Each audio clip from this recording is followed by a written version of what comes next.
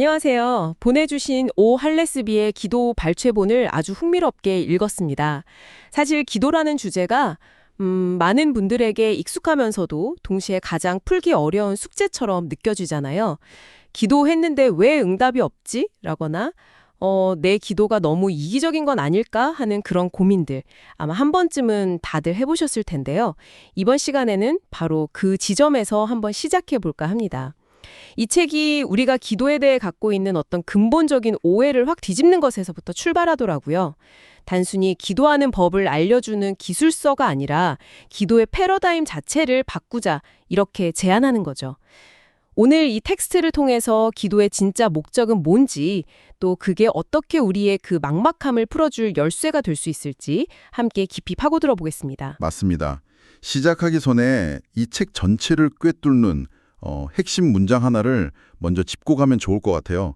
저자는 기도의 목적이 내가 원하는 것을 얻는 것, 여기서부터 하나님의 이름에 영광을 돌리는 것으로 바뀔 때, 바로 그때 비로소 모든 것이 제자리를 찾는다고 말하거든요. 아, 그 중심축의 이동이군요. 네, 어찌 보면 되게 단순한 말 같은데 저자는 이 관점의 전환이야말로 그 응답받지 못하는 기도에 대한 좌절감이나 무력감, 여기에 대한 가장 강력한 해독제라고 주장합니다. 바로 그 지점이 정말 인상적이었습니다.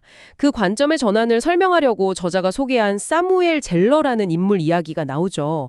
아주 조용하지만 엄청난 확신에 찬 기도를 드리는 사람으로 묘사되는데 그의 기도가 특별했던 비결은 대체 무엇이었나요? 그 비결은 바로 기도에 붙는 작은 조건에 있었습니다. 그는 병든 사람의 치유를 위해 기도하던 어떤 기적을 구하던 항상 이런 단서를 붙였다고 해요. 만일 그것이 주님의 이름을 영화롭게 한다면 이루어 주십시오. 라고요. 아, 그 한 문장이요. 네, 이게 엄청난 차이를 만들어요. 기도가 더 이상 나의 필요를 채우기 위한 뭐랄까 거래나 주문이 아니라 하나님의 영광을 위한 행위로 그 성격 자체가 바뀌는 거죠. 잠깐만요. 그게 좀 흥미로우면서도 한편으로는 약간 의문이 드는데요. 주님의 이름을 영화롭게 한다면 이라는 말을 그냥 모든 기도 끝에 붙이는 일종의 만능 열쇠처럼 쓸 수도 있지 않을까요? 어떤 이기적인 요청에 그냥 그럴듯한 포장을 씌우는 거죠. 아주 중요한 질문이십니다. 저자도 그 부분을 강조하는데요. 그 구절이 단순한 수사나 주문이 아니라는 거예요. 그것은 기도를 드리는 사람의 마음 전체를 바꾸는 자세의 전환을 의미하죠. 자세의 전환이요? 네, 그러니까 내 고통이 사라지는 게 최우선 목표가 아니라 내 삶의 어떤 결과, 그게 치유든 아니면 계속되는 질병이든 그 모든 것을 통해 하나님의 영광이 드러나는 것이 최우선 목표가 되는 겁니다. 아, 내 소원이 이루어지지 않더라도 그 결과조차 하나님의 더 큰 계획 안에서 그분의 이름을 빛낼 수 있다면 기꺼이 받아들이겠다는 고백인 셈이죠. 기도의 주도권이 나에게서 하나님께로 완전히 넘어가는 순간입니다. 그러니까 초점 자체가 완전히 이동하는 거군요. 내 문제 해결이 아니라 하나님의 목적 성취로요. 그런 관점에서 보니까 마르틴 루터가 죽어가던 친구 미코니우스를 위해 기도했던 일화가 아주 새롭게 다가옵니다. 처음 읽었을 땐 거의 협박에 가까운 내 이름으로 구하노니 너는 살아야만 한다. 이런 식의 기도가 너무 대담해서 좀 놀랐거든요. 그렇죠. 그 대담함의 근거가 바로 여기에 있습니다. 루터는 친구를 살려달라고 그냥 떼를 쓴 게 아니었어요. 그의 기도의 근거는 나는 다만 하나님의 이름을 영화롭게 하기를 원하기 때문이었습니다. 즉, 내 친구가 지금 죽는 건 하나님의 영광을 가리는 일이니까 하나님의 영광을 위해 그를 살려주셔야 합니다. 라는 그런 확신에 찬 선포였던 거죠. 자신의 능력이 아니라 하나님의 목적과 명예에 대한 절대적인 확신에서 나온 담대함이었습니다. 그렇군요. 결국 이 관점은 우리가 가장 힘들어하는 문제, 바로 응답받지 못하는 기도에 대한 새로운 이해의 틀을 제공하는 것 같아요. 맞습니다. 내 기도가 거절당했다고 느끼는 그 순간에도 사실은 그게 더 높은 차원에서 하나님의 영광을 드러내는 길일 수 있다. 이런 해석이 가능해지니까요. 정확합니다. 저자는 바로 그 예로 사도 바울의 육체의 가시를 제거해달라는 기도를 들어요. 네, 유명한 이야기죠. 하나님은 그 기도를 안 들어주셨죠. 대신 내 은혜가 내게 족하다. 내 능력이 약한 데서 온전해진다고 답하셨습니다. 바울의 약함이 그대로 남아있는 걸 통해서 오히려 하나님의 능력이 더 선명하게 드러났다는 겁니다. 겟세마네 동산에서 예수님이 하셨던 기도도 마찬가지겠네요. 이 잔을 내게서 옮겨달라는. 바로 그겁니다. 그 고통의 잔을 피하지 않으셨기에 인류 구원이라는 더 큰 영광이 드러날 수 있었던 거죠. 알겠습니다. 그럼 기도의 중심축을 나의 소원 성취에서 하나님의 영광으로 옮겨야 한다는 이 대전제는 충분히 이해가 됐습니다. 그렇다면 이게 실제 우리의 기도 생활에서는 구체적으로 어떤 모습으로 나타나게 될까요? 이 책에서는 기도를 어떤 정해진 공식이 아니라 마치 살아있는 관계처럼 다양한 형태로 설명하는 점이 굉장히 실용적으로 느껴졌습니다. 네, 맞습니다. 저자는 기도가 딱딱한 의식이 아니라 살아있는 소통이라고 강조하거든요. 그래서 가장 기본적인 형태인 간구부터 시작을 하죠. 많은 사람들이 아주 사소한 걸 놓고 기도하는 걸 주저하잖아요. 이런 것까지 하나님께 말씀드려도 되나 하고요. 맞아요. 뭔가 너무 세속적인 것 같고. 그렇죠. 하지만 저자는 잃어버린 열쇠를 찾는 일처럼 아주 작은 일상의 문제까지도 하나님께 아뢰라고 권합니다. 마치 아이가 부모에게 필요한 것을 스스럼 없이 말하는 것처럼요. 아이와 부모의 비유가 정말 와닿네요. 아이는 이게 너무 사소한 부탁인지 아니면 너무 큰 부탁인지 계산하지 않고 그냥 말하니까요. 그 관계 자체를 신뢰하는 거죠. 바로 그 점입니다. 물론 그 요청이 항상 받아들여지는 건 아니죠. 부모가 아이에게 해로운 걸 주지 않듯이요. 하지만 중요한 건 그 소통의 과정 자체가 관계를 깊게 만든다는 사실입니다. 그리고 이 작은 간구를 드릴 때조차 이 열쇠를 찾는 것이 주님의 이름을 영화롭게 하는 것이라면 이런 중심을 잃지 않는 게 중요하다고 저자는 덧붙입니다. 아, 사소한 일상 속에서도 그 훈련을 하는 셈이군요. 네, 그렇습니다. 그렇게 간절히 구하고 응답을 받았다면 자연스럽게 감사로 이어지겠네요. 그런데 책에서는 의외로 감사하는 법을 배우는 게 뭔가를 구하는 것보다 훨씬 더 어렵다고 지적하더군요. 10명의 나병 환자 이야기처럼 실제로 돌아와서 감사를 표현하는 사람은 극소수라는 거죠. 네. 그리고 저자는 그 이야기에서 예수님의 반응에 주목합니다. 예수님이 하나님께 영광을 돌리러 돌아온 자가 이 이방인 외에는 없느냐 하고 말씀하셨죠? 네네. 여기서 저자는 감사와 하나님께 영광을 돌리는 행위를 직접적으로 연결합니다. 우리의 감사가 단지 내 기분이 좋아지는 것에서 그치는 게 아니라 하나님께 영광을 돌리는 구체적인 행위라는 겁니다. 감사가 좀 막연하게 느껴질 때 건강, 집, 음식처럼 아주 구체적인 것들부터 하나씩 세어보면서 시작하라는 조언도 참 실용적이었습니다. 그런데 저자는 감사에서 한 단계 더 나아간 찬양이라는 형태도 제시하죠. 이들의 차이가 뭔가요? 그 구분이 아주 명확하고 중요한데요. 저자는 이렇게 설명합니다. 감사가 하나님께서 나를 위해 하신 일에 대한 반응이라면 찬양은 하나님 그 자체의 어떠하심에 대한 반응이라고요. 아, 나를 위해 하신 일과 하나님 당신 자체. 네. 감사의 초점은 여전히 나에게 있어요. 나에게 베푸신 은혜, 나를 도우신 손길에 대한 것이죠.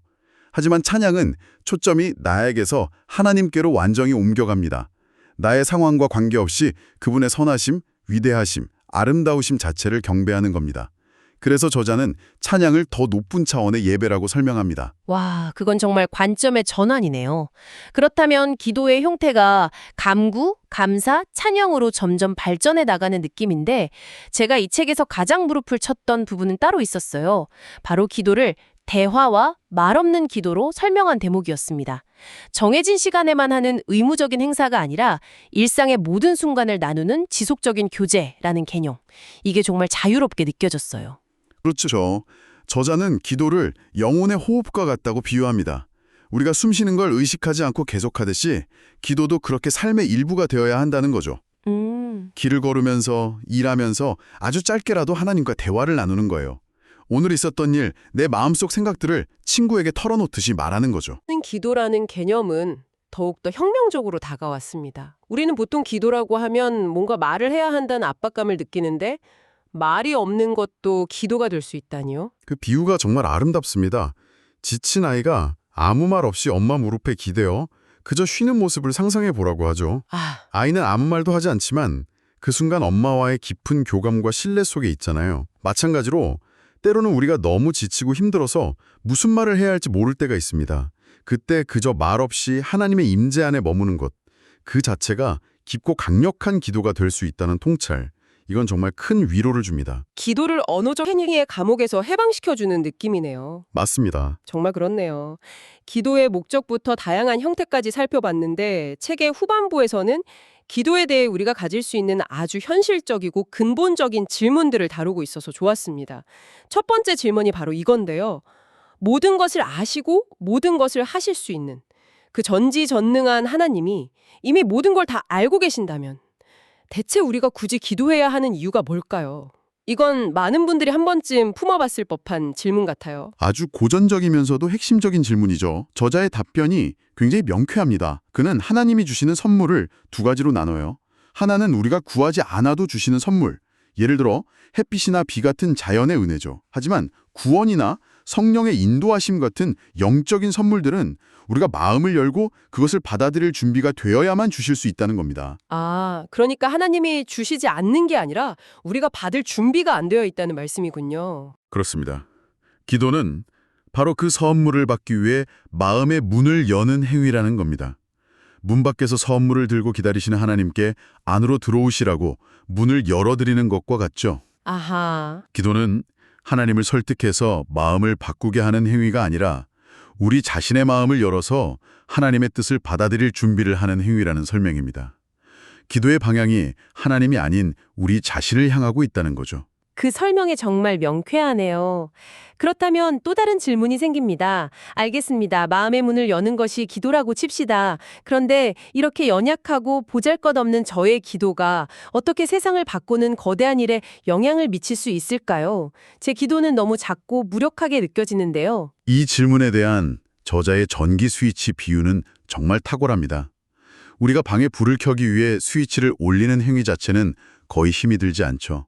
어린아이도 할 수 있는 일입니다. 하지만 그 작은 행위가 거대한 발전소에 저장된 엄청난 전력을 끌어와서 방을 환하게 밝힙니다. 아, 스위치 자체에 힘이 있는 게 아니라 발전소와 연결해주는 역할을 할 뿐이라는 거군요. 정확합니다. 기도의 능력이 기도하는 사람의 힘이나 열심, 그 간절함의 크기에서 나오는 게 아니라는 겁니다. 기도는 단지 우리의 무력함과 필요를 인정하고 전능하신 하나님의 능력에 우리를 연결하는 스위치 역할을 할 뿐이에요. 와, 중요한 건 스위치를 올리는 우리의 힘이 아니라 그 스위치가 연결하는 발전소의 힘이죠. 그렇기 때문에 내가 얼마나 연약한지는 전혀 문제가 되지 않습니다.